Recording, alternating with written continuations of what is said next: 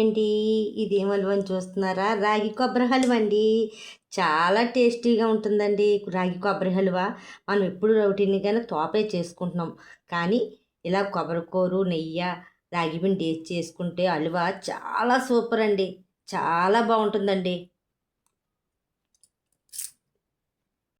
నాకైతే చాలా బాగా నచ్చిందండి. చాలా మధురంగా ఉందండి. అంత రుచిగా ఉందో చాలా చాలా బావుంది. నాకైతే చాలా బాగా నచ్చింది. మొత్తం ఇదంతా నేనే తినేస్తానండి. అంత బాగా నచ్చిందనమాట. మనం వందలు పెట్టి ఎన్నో రకాల స్వీట్లు కొని తెచ్చేసుకుంటాం. కానీ ఇంట్లో ఉన్న వాటితోని ఈజీగా చేసేసుకునే రాగి కొబ్బరి హల్వా చాలా చాలా బావుంది. చాలా టేస్టీగా ఉందనమాట. అయితే ఇంకెందుకు ఆలస్యం, మీరు తప్పక ట్రై చేయండి.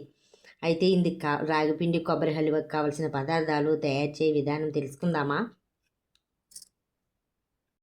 రాగిపిండి కొబ్బరి హల్వాకి కావాల్సిన పదార్థాలు: అరకప్పు రాగిపిండి, అరకప్పు కొబ్బరికూరు, 2 స్పూన్లు బొంబాయి రవ్వ, ముప్పావు కప్పు బెల్లం, నెయ్యి రుచికి సరిపడా, జీడిపప్పు మైమయం తగులుతుంది వేసుకుంటే, ఆప్షన్ మాత్రం ఉంటే వేసుకోవచ్చు, లేకపోతే లేదు. బెల్లం అరకప్పు, ముప్పావు కప్పు వేసుకుంటున్నాను స్వీటు. మరీ ఎక్కువ తిన్నవాళ్ళు అరకప్పు కప్పు బెల్లం వేసేసుకోవచ్చు. ఇప్పుడు తయారు చేద్దాం. ముట్టించుకుందాం. బెల్లం కరగబెట్టుకుందాం అనమాట. చూడు, ముప్పావు కప్పు బెల్లం తీసుకుంటున్నాను కదా, ముప్పావు కప్పు బెల్లం వేసేసుకుందాం. ఒక బెల్లం వేసుకున్నాం కదా, 2 కప్పులు వాటర్ వేసుకుందాం.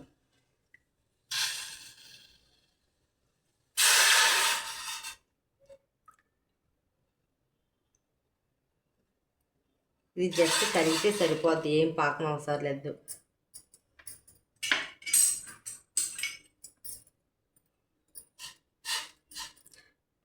మీడియం ఫ్లేమ్లో పెట్టి బెల్లం కరగనిద్దాం. నెక్స్ట్ స్టవ్ ముట్టించుకొని ఇవన్నీ వేపుకుందాం. స్టవ్ ముట్టించుకొని ఒక స్పూన్ నెయ్యి వేసుకుని జీడిపప్పు వేయించుకుందాం.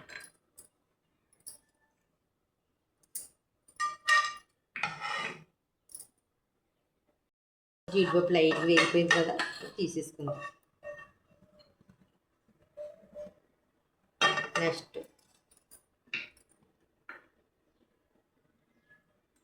మళ్ళీ 3 స్పూన్లు నెయ్యి వేసి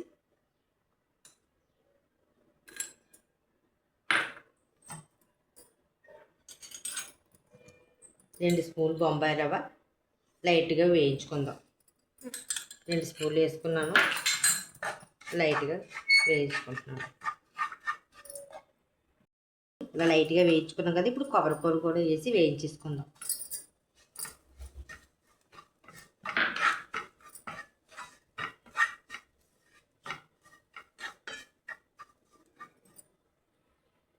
చూడండి, మీడియం ఫ్లేమ్లో నెమ్మదిగా వేయించుకోవాలన్నమాట, లేకపోతే మాడిపోద్ది.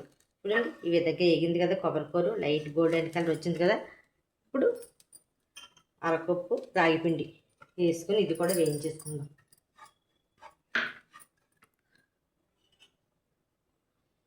యాలక్కాయ పొడి ఉంటే వేయండి, లేకపోతే 2 యాలక్కాయలు చెదగొట్టి వేసేయండి.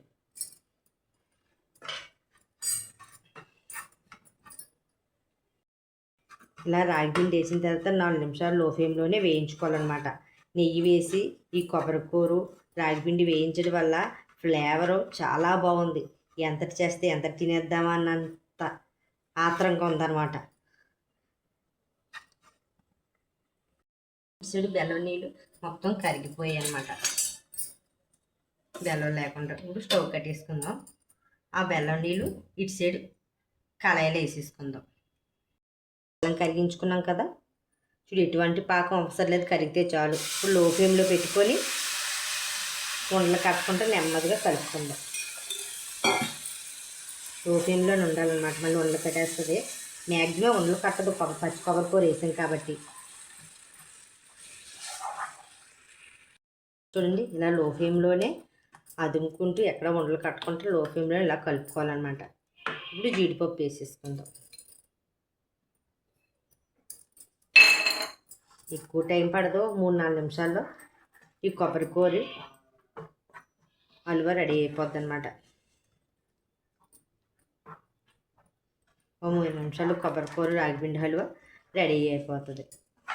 లో ఫ్లేమ్లో పెట్టుకొని ఇప్పుడు హై ఫ్లేమ్ మీడియం ఫ్లేమ్లో పెట్టుకొని కలుపుకుంది. ఇప్పుడు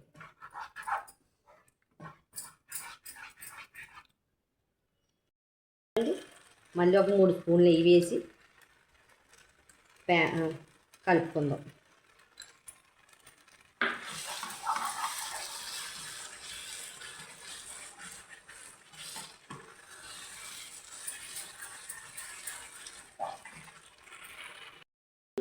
సాల్ట్ చిటికెడు వేయాలన్నమాట, ఎక్కువ కాదు. చూడండి వీడియోలో చూపించిన విధంగా ఎక్కువ కాకుండా కాస్త సాల్ట్ వేసుకుంటే మరింత రుచిగా ఉంటుందన్నమాట స్వీటు. అంతేనండి, ఈ విధంగా ఉన్నప్పుడే మనం దించేసుకోవాలి. మరీ గట్టిగా కాకుండా ఈ విధంగా లూజుగానే సాఫ్ట్గానే ఉండాలన్నమాట. చాలా సింపుల్ అండి, ఇంట్లో ఉన్న వాటితో ఈజీగా చేసుకోవచ్చు. ఇప్పుడు స్టవ్ కట్టేసుకొని దించేసుకుందాం. స్టవ్ మీద దించుకొని 5 నిమిషాలు అవుతుంది, చల్లారిపోయింది. ఇప్పుడు ఇలా బౌల్లోకి తీసుకొని కాస్త ఈ బౌల్లోని మనం వేసుకుందాం. మొత్తం అన్ని బౌల్లో వేసుకొని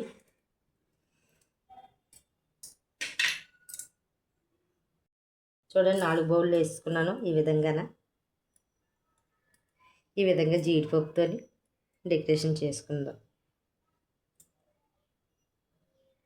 అంతేనండి, ఎంతో సింపుల్గా ఇంట్లో ఉన్న వాటికి ఈజీగా చేసుకునే రాగి కొబ్బరి హల్వా రెడీ అయిపోయింది. అంతేనండి, ఈ రాగి కొబ్బరి హల్వా వీడియో మీకు నచ్చినట్టయితే లైక్ చేయండి, షేర్ చేయండి, సబ్స్క్రైబ్ చేయండి.